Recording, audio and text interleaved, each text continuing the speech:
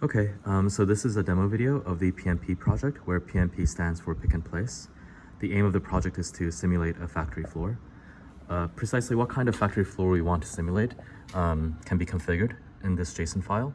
So as you can see, the JSON file consists of stations, tasks, cargo types, cargoes, and finally a drop-off zone. So for our particular case, we have two tasks. One task is the wash task, which takes 3 seconds, and the other task is the weld task, which takes 2 seconds. The mapping between tasks and stations is one to many. So as we can see, the wash task is performed both by station 0 and station 2. You can see here that station 0 is mapped onto fiducial ID 1. So that's fiducial ID with the ID 1 and dash fiducial with ID 3, and both have SH attached to them, which means wash.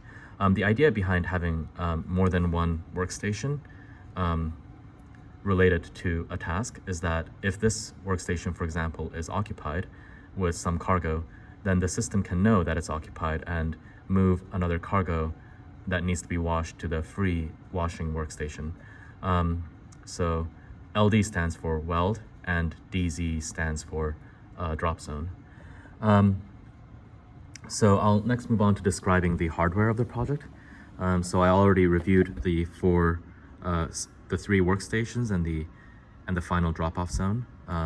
If you're wondering about this fiducial here, it's a fixed fiducial that allows us to dynamically determine the position of the camera.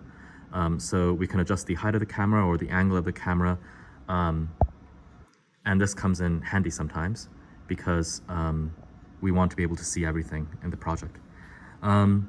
So what about the cargoes? Well, these yellow cargoes represent cargoes that have not been washed before they were brought to the factory. And the tasks that have to be performed on these cargoes is washing, a welding, and then a washing. And as for this cargo here, it represents a cargo that has already been washed before it came to the factory. So all that needs to be done to this cargo is it needs to be welded and then washed. So the system is running now. Let's see what it does if we place these cargoes onto its field of vision.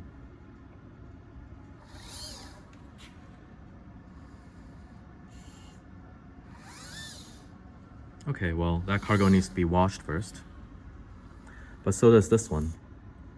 So what does the system do when a cargo comes on the scene that also needs to be washed?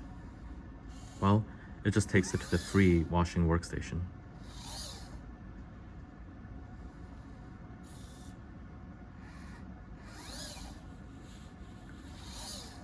And now we have an interesting problem because that cargo will be placed on the welding workstation, but both cargoes needs to be welded. So will the system then just go on and pick up the second cargo and attempt to place it on the welding station? No, because it knows that the welding station is occupied. So we'll just wait until the first cargo is properly welded. And only after the welding station becomes free will it move the second cargo onto the welding station.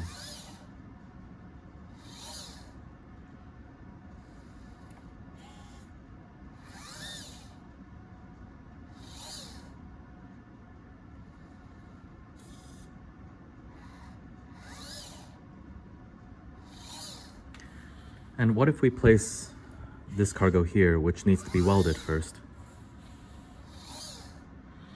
Now the welding station is occupied. Will the system know to pick up the yellow cargo before the already washed cargo? And yes, it does.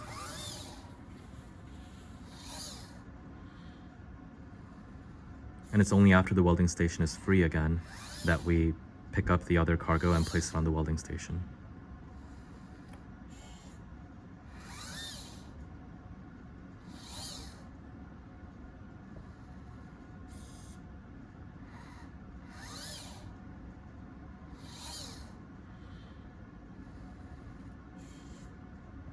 So now that cargo should be done, so it'll be dropped on the drop-off zone.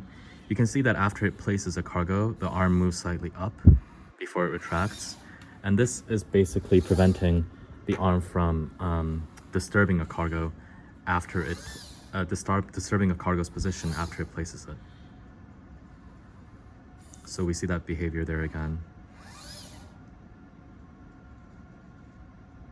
Washing takes about 3 seconds, so the system is just waiting for the washing to finish.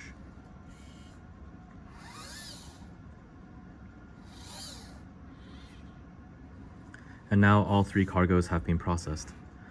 There are various ways we can extend this project.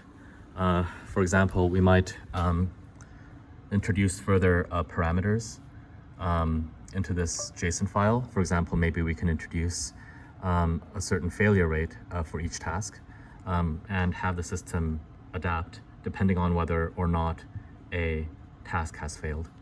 But that, in essence, is the PnP project. Thank you for watching.